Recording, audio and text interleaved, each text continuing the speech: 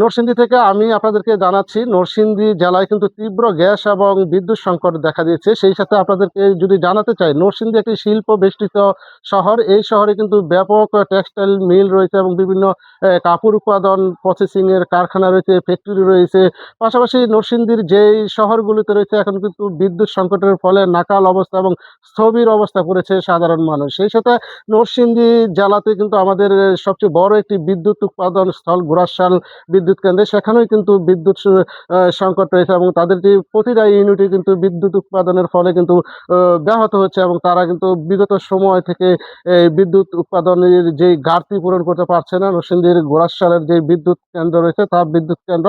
পাশাপাশি আপনাদেরকে জানাতে চাই, বিদ্যুৎ এবং গ্যাস সংকটের ফলে কিন্তু এই জেলায় তীব্র স্থবিরতার পাশাপাশি মানুষের যেই নিত্য প্রয়োজনীয় যে দোকান এবং এই যেগুলো বিদ্যুৎ চালিত যানবাহন এবং গ্যাস চালিত সিএনজি যে পরিবহন, এইগুলো নিয়ে কিন্তু জনমনের যে একটা খোরাক তৈরি করা হয়, সেই খোরাক নিয়ে কিন্তু তারা এই এখন হিমশিম খাচ্ছে। পাশাপাশি আপনাদেরকে আরেকটা বিষয় জানাতে চাচ্ছি, এই জেলার সবচেয়ে বড় শহর নরসিংদীর মাধবদীতে কিন্তু প্রায় 5,000 টেক্সটাইল শিল্প কারখানা রয়েছে।